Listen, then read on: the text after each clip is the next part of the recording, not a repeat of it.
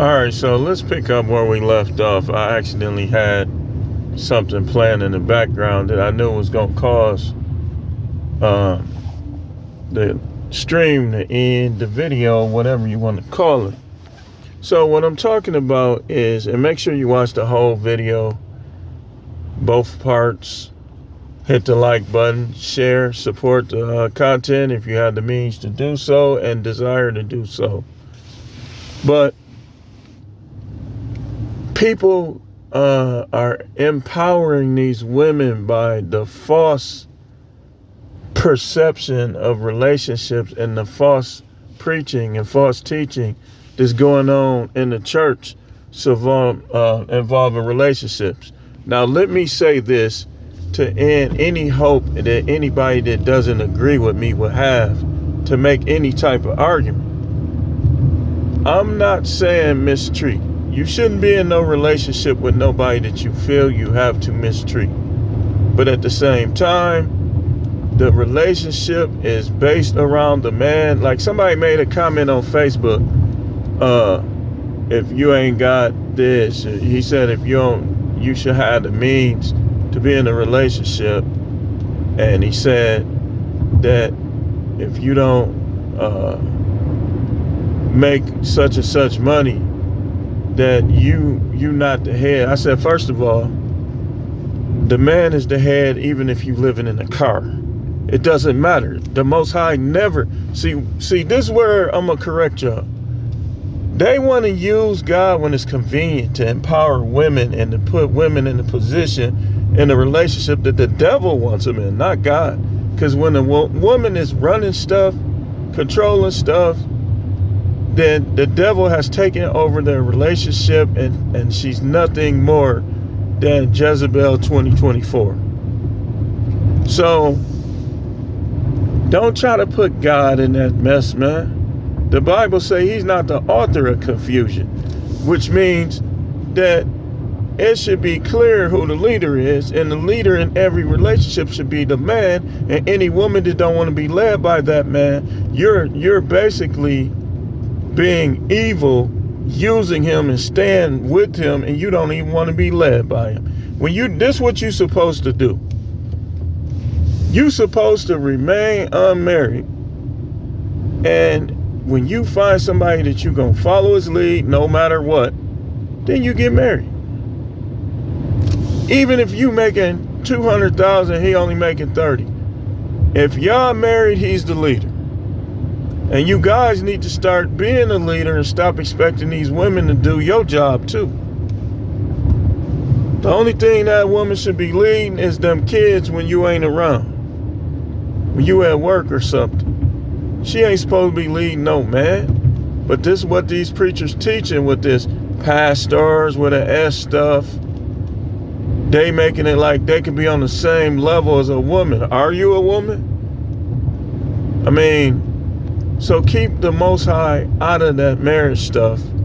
You know, you want to give them honor in everything that you do. That's not what I'm saying. I'm saying don't lean to God to get your husband to act right, your wife to act right.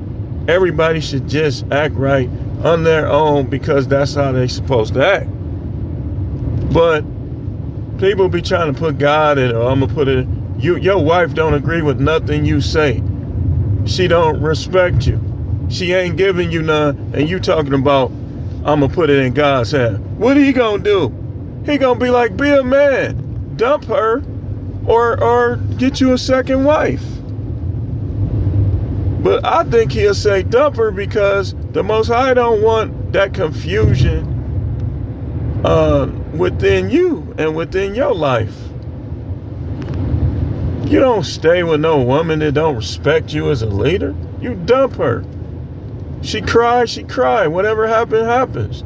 But when they make that choice to cheat on men, whether emotional or physical, and when they make that choice where they gonna try to tell him what to do and they not gonna listen to him, like I say, the triangle of bad woman relationships, their trinity is family court, the church, and simps. That's the trinity of a bad woman. Now, there's women out there that's good mothers but bad companions. If you don't respect your man, if you not submit to your man, you're a bad companion. Because if he did something you don't like to that point, then you supposed to leave him alone, let him have his kids, because you bringing the kids in it if you choose to leave and you taking them with you. Now, only way I can see you taking the kids with you is if he agrees that that's what y'all need to do, or that's what y'all should do. But if you choose that you don't want to be with him no more, what the kids got to do with it? Okay, you don't want to be with him no more. You want to suck another cock. Okay. Then this what you do. I mean, this what a righteous woman would do. Let him have his kids, and you co-parent with him, and you come over there, deal with the kids when he at work or whatever. But they ain't gonna do that. They gonna put the kids right in the middle of it, and what they gonna do is they're gonna get the government to favor them, regardless if they cause the breakup or not, because they evil. Because a woman that's not evil wouldn't even do it like that. I don't care what church you go to. I don't care what you claim you saved this.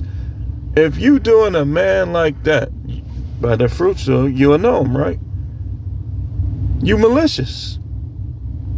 That's your fruit. I'm telling you, man, these women expect guys to go without sex just to be with them. Ain't no man supposed to be going without no sex. In fact, our bodies are factories that the Most High done built. And so if you not getting your semen out and getting all that out, then you're going to cause the machine to start to break down. These women, you let them have their way. They won't be having sex with you, and they be saying you sinning if you jive. So what do a guy in that situation supposed to do? I told y'all. I'm telling you, the church is empowering them. You got them Geno Jennings, all of them do. They'll talk against every aspect of sex, not knowing what's going on in each individual situation. Because it's easy to talk, it's hard to be right. It's easy, anybody could talk, but is what you saying the truth? That's the hard part. Because a lot of people, they getting their information just passed down from other people that didn't know or halfway knew. So as a result, you got this guy in a marriage with chicks. He think he can't remarry or have other wives. So he with this broad, just not having sex with him or half doing it. He ain't getting no foreplay, nothing. And she still, while she conducts herself in that manner, expects him not to do anything outside of her. Now you tell me that's fair. You tell me the Most High orchestrating that. He's not. He's not. Now I see, after all these years, I start to notice, and I start to study this stuff, this 2024, like right around 2019, 2020. Because what I was thinking is something ain't right. How does a married man taper off sex-wise, but his desire doesn't? So I'm thinking this: how does a married man taper off sex-wise, but his desire don't? How is my desire increasing as I get older, but I'm supposed to stick to one who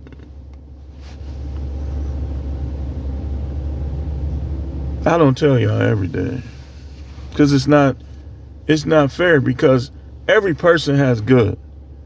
It's just some people they choose what they choose. They choose just like you choose what you choose. As men, we choose whether or not we're going to put up with this stuff from these women. I choose, I'm not.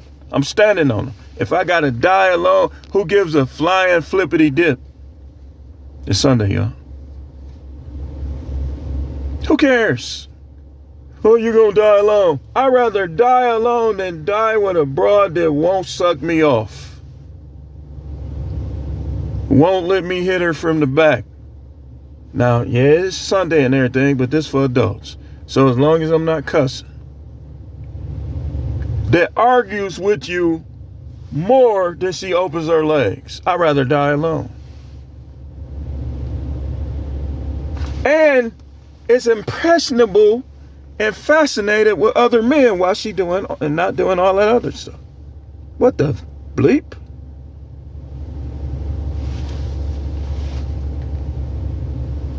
No. Y'all act like I'm Matrix, like I'm trapped in the Matrix, like I don't understand. So we having this conversation on Facebook, and I know that these dudes, they don't understand, because a lot of these guys, I can't change their mind. So if I know something to be true and you don't listen to me, I don't feel sorry for you. That's just how I am now through all the year. I don't feel sorry for you. You ain't never been married. You ain't been on that roller coaster ride. So you still love this, find and love that.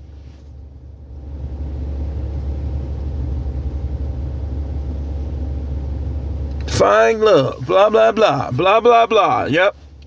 And y'all dudes, y'all talking all that stuff. Okay, if you believe in that, why you got other women then? Why you look at women, you be on Instagram looking at their booty? If you believe all that stuff you saying, then why you doing that? Because you don't believe it. You don't believe that. Men were built to have multiple women. Let's just face the facts.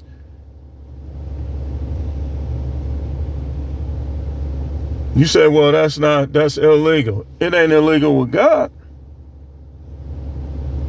He told David, if you don't believe me, I know, you might have better cars. Maybe you think your teeth look better. Maybe you think you get more haircuts than me. Maybe you think you got more money than me. So I know how y'all think now. I know how y'all think. So because you a 2024 thinker, you think that you automatically right over me. Wrong.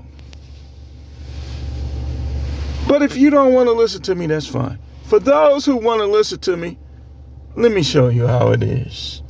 In 2 Samuel chapter 12, the Most High told King David, when he set that dude up, because he thought he had a loophole to get his wife. He wanted his wife too. David was doing some dirty stuff now. This is proof. King David is proof that the Most High goes by your heart. He knows you're going to commit wrongdoing. So he goes by who you are. And when he looks at us based on what he sees in our heart. Otherwise, he wouldn't have dealt with King David. If it was about just being religious, doing this, doing that, not doing this, not doing that, then people like King David and people like me wouldn't have a place with him. Did he not show y'all that all through the scripture? Imperfect men that he dealt with because they was real. Because he saw their heart was right towards him. They really believed in him. They wasn't just going to church because they want to look like they more righteous than other men. Looking dignified in grocery stores with your suit on. But you think you better than everybody else.